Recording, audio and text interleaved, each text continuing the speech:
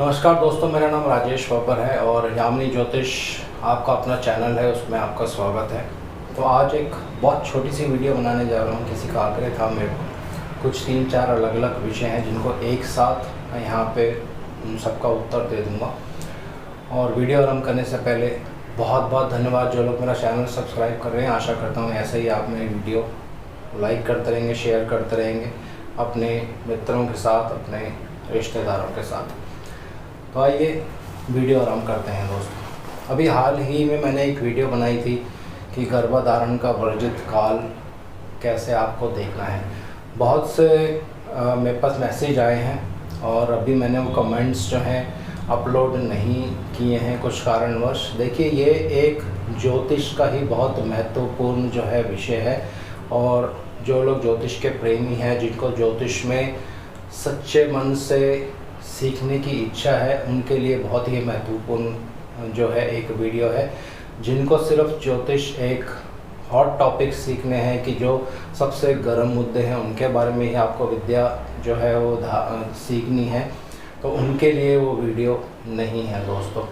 तो प्राचीन काल में जितने भी हमारे विलेज के जो गांव के जो ज्योतिषी होते थे, उनके पास एक ऐसी अद्भुत विद्या थी दोस्तों।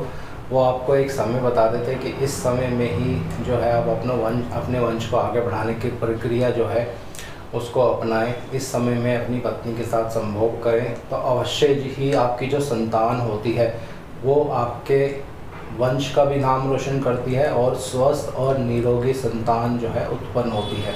तो ऐसे बहुत सारे नियम हैं जिनको बहुत से कम लोग शायद जानते होंगे। तो एक छोटी सी वीडियो मैंने उसी संदर्भ में बनाई थी। तो आज मैं आपको बताने जा रहा हूं दोस्तों, जब हम कोई फलित करते हैं, हम क्या करते हैं, सिर्फ और सिर्फ लगन कुंडली देखते हैं और महादशा देखते हैं, इस ग्रह की महादशा चल रही है और फलित करना शुरू कर देते हैं। तो आज मैं आपको इसमें ये बताना चाहता हूँ दोस्तों कि हम क्या गलती करते हैं।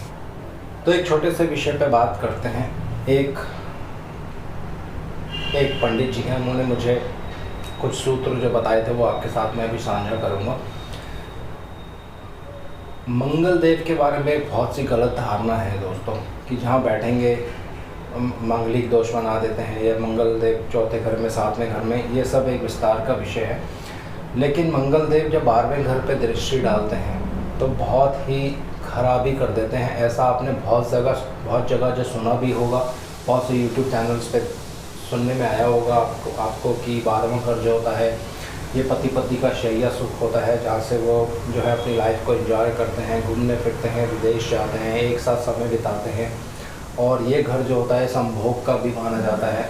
तो ये सब चीज़ें 12वें घर से देखी जाती हैं। इस पर अगर मंगल देव का प्रभाव होगा तो ये आपके विवाह सुख में बाधा बन के सामने आ सकता है दोस्तों। तो देखिए, ये जो कथन है, जहाँ भी जिस वीडियो में ये बताया गया है, मैंने भी एक वीडियो अभी 2-3 दिन पहले सुनी थी, उनमें ये जो है एक तरह से सूत्र बताया था उन्होंने, लेकिन ये आधा अधूरा सूत्र है दोस्तों। इसको उन्होंने पूर्ण रूप से नहीं बताया है। मंगल देव या कोई भी ग्रह आप कुंडली में देखेंगे, जब आप किसी के बारे में फलित करने जा रहे हैं, अगर उस ग्रह पर कोई भी मेलेफिक यानी नैसर्गिक पापी ग्रहों का या कुंडली के पापी ग्रहों का प्रभाव नहीं होगा तो मंगल देव या कोई भी ग्रह आपको परेशान नहीं करेंगे दोस्तों। ये बहुत बड़ी बात आज मैंने आपको बताई है।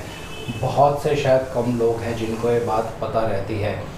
एक उदाहरण मैं इसमें आपको देता हूँ। अभी कुछ समय पहले मेरे पास एक 8 साल के बच्चे हैं, उनकी कुंडली जो है वो कुछ डिस्कशन के लिए आई थी, विवरण के लिए। और वहाँ पे क्या समस्या थी, वो बच्चा बोल नहीं पाता है। 8 साल का वह हो चुका है, लेकिन सिर्फ कुछ शब्द जो है वो बोलता है, पूर्ण रूप से बोलता नहीं है। तो देखिए, यहाँ पे आपको एक क्या प्रक्रिया जो है वो लगानी पड़ती है, वो ये है कि अगर 3 पापी ग्रह, वो नैसर्गिक पापी भी हो सकते हैं, वो आपकी कुंडली के लिए जो मार्ग ग्रह हैं वो हो सकते हैं, उनका प्रभाव अगर बुध देव पर या कुंडली के जो दूसरे घर के स्वामी होते हैं, जो भी लगन कुंडली बनेगी, उन पर पड़ रहा होगा, तो ये समस्या आपको अवश्य अवश्य देखने में आएगी दोस्तों। कोई भी ग्रह उस पर अगर 3 मेलेफिक ग्रहों का यानी 3 पापी ग्रहों का, तो ये बहुत ही एक महत्वपूर्ण सूत्र है दोस्तों। इसको आप याद कर सकते हैं, कहीं नोट कर सकते हैं। तो वो ग्रह जो होता है वो पूर्ण रूप से ध्वस्त हो जाता है। जिन भावों का वो स्वामी होता है उसका फल देने में वो सक्षम नहीं रहता है, और ख़राब जो है फल उस भाव से आपको मिलने शुरू हो जाते हैं। तो यहाँ पे उस कुंडली में भी कुछ ऐसा ही हुआ। उनके दूसरे घर के जो स्वामी हैं उन पर 3 पापी ग्रहों का प्रभाव जो है पड़ रहा था। उनमें से एक पापी ग्रह उनके बादकेश भी थे कुंडली के, और पूर्ण रूप से जो बादकेश का जो नियम होता है वो वहाँ पे लागू भी हो रहा था, और उसी वजह से वहाँ पे बहुत ज़्यादा दिक्कत आ गई, बोलने में उनको बहुत ज़्यादा दिक्कत आ गई। और इसके लिए आपको बुधदेव जो है कारक होते हैं बोलने के, ये भी साथ साथ देखना पड़ता है। लेकिन बुधदेव पर कोई बहुत ज़्यादा कुंडली में बुरा प्रभाव नहीं था दोस्तों। अब ये जो नियम मैंने बताया ये यहाँ तक सीमित नहीं है दोस्तों। इसके लिए आपको नवमांश कुंडली भी ज़रूर देखनी है। ये मैं पहले भी बहुत बार बता चुका हूँ। बिना नवमांश कुंडली के अगर आपने कोई भी फलित कर दिया तो वो जो फलित है उसके गलती होने की बिल्कुल संभावना होती है दोस्तों। तो ये अभी फलित कैसे करना है ये भी आपको मैं थोड़ा सा इसमें कुछ और सूत्र जो आपके साथ में साझा करूँगा। उसके बाद आपको काल पुरुष कुंडली से भी देखना है कि दूसरे घर के स्वामी जो हैं वो शुक्रदेव बनते हैं, क्योंकि काल पुरुष की कुंडली में 2 नंबर के जो राशि आती है वो दूसरे भाव में आती है। यानी अगर कुंडली पर शुक्रदेव पर बहुत ज़्यादा बुरा प्रभाव होगा और बुधदेव पर भी बहुत ज़्यादा बुरा प्रभाव होगा, कम से कम 3 ऐसे मेलेफिक या नैसर्गिक ग्रह पापी ग्रहों का, तो फिर बोलने में दिक्कत आ सकती है दोस्तों। तो वहाँ भाग्यवश यही जो है एक नियम पूर्ण रूप से लागू हो रहा था। मेष लगन था उनका, शुक्रदेव पर बहुत ज़्यादा प्रभाव था, और शुक्रदेव जो हैं काल पुरुष की कुंडली से भी बोलने के वहाँ पे स्वामी बन जाते हैं, और नवमांश कुंडली में भी बहुत ज़्यादा पीड़ा थी उनके शुक्रदेव के ऊपर। तो इसीलिए जो उनकी वाणी में कुछ दोष आ गया, बोलने में वो सक्षम नहीं है, और मुझे लगता भी नहीं है कि उनमें कुछ सुधार हो पाएगा। क्योंकि जब 3 पापी ग्रह किसी ग्रह पर बुरी तरह से प्रभाव डालते हैं तो उसके उभरने के या उसके ठीक होने के जो चांस होता है बहुत कम होता है दोस्तों। सिर्फ उसमें एक ही बचाव का रास्ता होता है कि अगर उस शुक्रदेव पर किसी शुभ ग्रह की दृष्टि पड़ जाए, लग्नेश की दृष्टि पड़ जाए, या किसी कारक ग्रह की दृष्टि पड़ जाए, तो वो ग्रह जो है अपना बल आपको प्रदान कर सकता है। लेकिन अगर कोई शुभ प्रभाव नहीं है, पाप ग्रहों से वो पीड़ित है, तो फिर आप मान के चलिए कि वो जो एक समस्या है वो जल्दी से ठीक होने वाली नहीं है दोस्तों।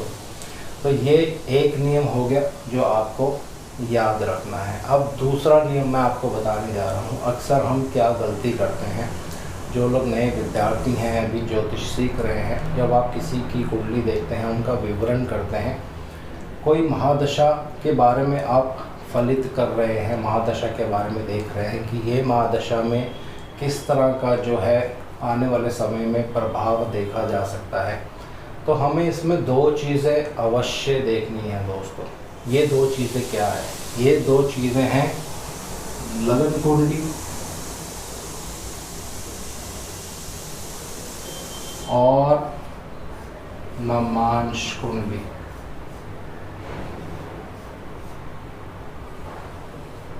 ये बहुत ही आवश्यक है दोस्तों। अब इसको एक उदाहरण के माध्यम से बताता हूँ।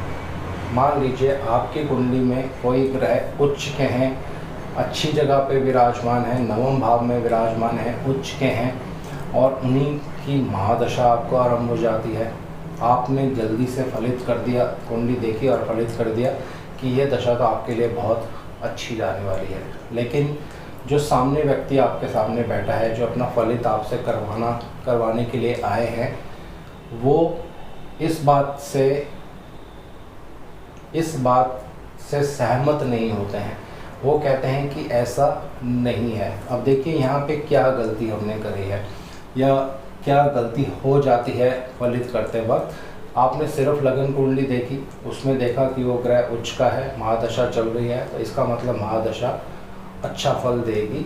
लेकिन अगर वही ग्रह नवमांश कुंडली में नीच के हो गए या किसी तरह से राहु केतु के प्रभाव में आ गए या अपने शत्रु के घर में जाके विराजमान हो गए या नवमांश कुंडली में वो अष्टम भाव में चले गए या 12वें भाव में चले गए, तो फिर क्या होगा, महादशा जब उस ग्रह की आरंभ होगी तो लगन कुंडली में तो वो उच्च के हैं, तो शुरुआती जो आपका जीवन का जो समय रहेगा उस महादशा की जब महादशा आरंभ होगी, जो शुरुआती समय रहेगा, वहाँ पे वो जो दशा है आपको बहुत अच्छे परिणाम देगी दोस्तों। और धीरे धीरे जैसे जैसे आपका वो जो महादशा उसका समय बीतना शुरू होगा और लगभग आधी महादशा जब आपकी बीत जाएगी, उसके बाद से वो जो समय है उसमें रुकावटें आनी शुरू हो जाएंगी, उसमें बाधा आनी शुरू हो जाएंगी। ऐसे इसलिए क्योंकि लगन कुंडली में तो वो ग्रह जो है वो बली था, लेकिन नवमांश कुंडली में उसने अपना बल खो दिया। तो इसका मतलब ये नहीं होता है कि वो जो ग्रह है पूर्ण रूप से बलहीन हो गया। बहुत से लोग ऐसा सोचते हैं कि लगन कुंडली में तो उच्च का है, नवमांश में नीच का हो गया, इसका मतलब ग्रह का बल पूर्ण रूप से खत्म हो गया। तो ऐसा नहीं है। शुरुआती जीवन के दौर में आपको वो अच्छा फल देगा, लेकिन जैसे ही उसकी आधी दशा बीत जाएगी फिर जो है अपना खराब प्रभाव देना शुरू कर देता है। तो इसका ये मतलब होता है, इसको आपको ऐसे देखना है दोस्तों। किसी भी ग्रह के बारे में अगर आप फलित कर रहे हैं, उस ग्रह को आप लगन कुंडली में देखिए, उसकी षडबल का बल देखिए, फिर उसको आप नवमांश में एक बार ज़रूर देख लीजिए। नवमांश में अगर वो ग्रह बली है तो फिर आपको चिंता करने की ज़रूरत नहीं होती है, वो आपको ऊंचाइयों पे लेके जाएगा। तो ये बहुत ही एक महत्वपूर्ण सूत्र है, इसको आप याद कर लीजिए, कहीं नोट कर लीजिए, आपके बहुत काम आने वाला है। अब एक और उत्तर मेरे पास, एक और प्रश्न जो है मेरे पास आया था, उत्तर नहीं गलती से मैंने बोल दिया है, कि लगन के स्वामी अगर छठे भाव में विराजमान हो जाएं तो क्या हमें लग्नेश का रत्न धारण करना चाहिए।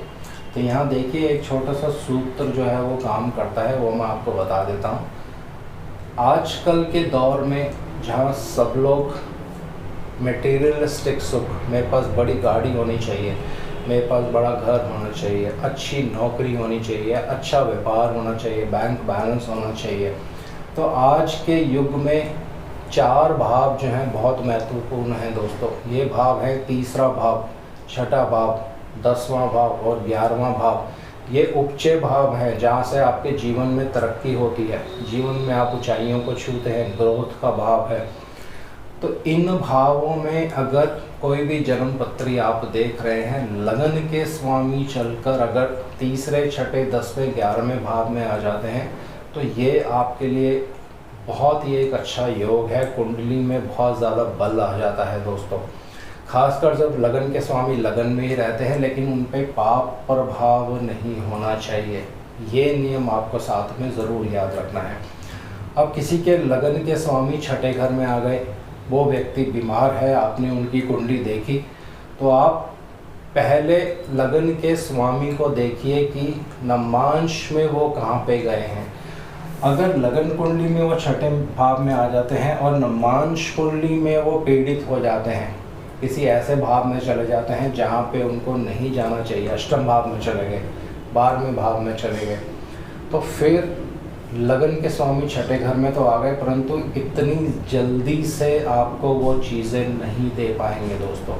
लेकिन यही अगर लगन के स्वामी छठे घर में आ गए, आप पे बहुत ज़्यादा कर्जा है और नवमांश में अगर वो 11वें भाव में चले गए, तो बिल्कुल आपका जो कर्ज है वो ख़त्म हो जाएगा। सिर्फ आपको इंतज़ार करना पड़ेगा। लग्नेश की दशा अगर आपके पास आ जाएगी उस दशा में, या लग्नेश पर कोई ग्रह अगर प्रभाव डाल रहा होगा उस दशा में, या लग्नेश जिसके नक्षत्र में होंगे उस ग्रह की दशा आ जाएगी, उस दशा में आपको अपने रोग से, आपको अपने कर्जे से बिल्कुल निजात मिल जाएगी दोस्तों। तो ऐसे केस में आप लग्नेश अगर छठे भाव में हैं तो उसका रतन जो है धारण कर सकते हैं, इसमें कोई भी दिक्कत वाली बात नहीं है। तीसरे घर में है तो भी धारण कर सकते हैं, 10वें में है तो भी, और 11वें में है तो भी आप रतन धारण कर सकते हैं। नवमांश में अगर बहुत ज़्यादा बली होगा तो आपको बहुत अच्छा परिणाम देखने को मिलेगा, लेकिन अगर नवमांश में कुछ वो पीड़ित हो जाएगा तो रतन पहनने से उसकी जो पीड़ा है कुछ परसेंट कम हो जाएगी, फिर वो आपको अच्छे फल दे सकता है दोस्तों। तो ये नियम आपको हमेशा हमेशा याद रखने हैं। और एक नियम और है, आपको हमेशा वो याद रखना है, अपने जन्म नक्षत्र से जो 7वां नक्षत्र होता है उसको बद तारा में कहा जाता है। उसके जो भी स्वामी होंगे आपकी कुंडली में, आप देख सकते हैं आपके चंद्रमा किस नक्षत्र में है, उससे 7वां नक्षत्र कौन सा है, उसके जो स्वामी होंगे दोस्तों वो आपके लिए सदैव कष्ट लेते हुए आएंगे।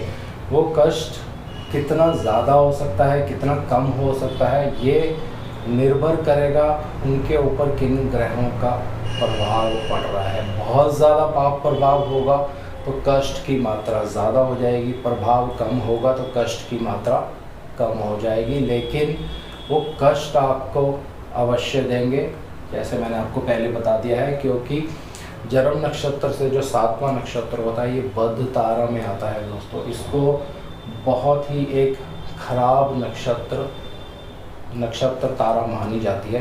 तो ये भी आप साथ साथ देख सकते हैं, कहीं ऐसा तो नहीं है कि आपकी महादशा किसी अच्छे ग्रह की चल रही है, लेकिन आपने कुंडली में देखा कि आपके जन्म नक्षत्र से जो 7वां नक्षत्र है जो बद तारा में आता है उसके जो स्वामी हैं वो आपके उस ग्रह पर जिनकी महादशा चल रही है उस पर दृष्टि डाल रहे हैं, और वही ग्रह नवमांश में भी कहीं ना कहीं आपको पीड़ा दे रहे हैं, या नवमांश के लगन के स्वामी के ऊपर दृष्टि डाल रहे हैं, या नवमांश के जो दशम भाव के स्वामी बनते हैं उन पे दृष्टि डाल रहे हैं। तो उस संदर्भ में आपको पीड़ा हो सकती है, आपके कार्य क्षेत्र में पीड़ा हो सकता है, किसी तरह की आपको रुकावटें आ सकती हैं। तो बद तारा के जो भी स्वामी होते हैं वो भी आप एक बार कुंडली में अच्छे से देख लीजिए कि कहाँ पे वो बैठे हैं, कहाँ पे वो दृष्टि डाल रहे हैं, तो वहाँ पे भी आपको कष्ट होने की संभावना हो सकती है। उस ग्रह की अगर दशा चल जाती है तब, या घूमते घूमते शनिदेव उस ग्रह के ऊपर गोचर करते हुए आ जाए। मान लीजिए आपकी कुंडली में बद तारा में मंगल देव आ गए हैं, मंगल देव आपके बद तारा में हैं, और शनिदेव जो हैं गोचर करते करते मंगल देव के ऊपर आ जाएं तो आपको कष्ट हो सकता है। मंगल देव के बिल्कुल सामने आ जाए तो भी आपको कष्ट हो सकता है दोस्तों। तो ये कुछ साधारण नियम हैं, जब आप किसी का कुंडली पढ़ते हैं, उनका विवरण करते हैं तो आप उसमें देख सकते हैं दोस्तों। अब एक और सूत्र मैं आपको बताने जा रहा हूँ, जो लोग ज्योतिष के विद्यार्थी हैं इसको बहुत जल्दी से समझ जाएंगे, और जो लोग नए हैं शायद उनको समझने में थोड़ी सी दिक्कत होगी। शनिदेव आपके कर्म के स्वामी हैं दोस्तों। शनिदेव आपके कर्म के स्वामी हैं, आपके नौकरी के स्वामी हैं, आपके व्यापार के भी स्वामी माने जाते हैं शनिदेव। और शनिदेव से जो 10वां घर होता है, जहाँ भी कुंडली में शनिदेव आपके विराजमान हैं, वहाँ से 10वें घर में जो राशि होगी, जो ग्रह होगा, उनके ऊपर आप विचार विमर्श अवश्य करिए। उनका आपके जीवन पर बहुत ज़्यादा प्रभाव जो है वो रहने वाला है दोस्तों। तो ये एक सूत्र है जो मैंने आपको बता दिया है, ये नाड़ी ज्योतिष का एक सूत्र है। तो ये एक साधारण सा नियम है नाड़ी ज्योतिष का, मैंने बहुत विस्तार से इसको नहीं बताया है, लेकिन किसी के बारे में अगर आप फलित करते हैं और ये सूत्र लगाते हैं तो ये फलित जो है बिल्कुल भी गलत नहीं होगा। तो जो लोग इसको समझ गए होंगे, इसको और विस्तार पूर्वक आप पढ़ सकते हैं, इस पे और आप जो है रिसर्च कर सकते हैं, बहुत ही रिसर्च का ये विषय भी है। तो आज के लिए इतना ही दोस्तों, आज कुंडली को यहीं पे विराम दे रहा हूँ। शनिदेव से मैं आग्रह करता हूँ सबके घर में सुख और शांति बनाए रखें। जय शनिदेव।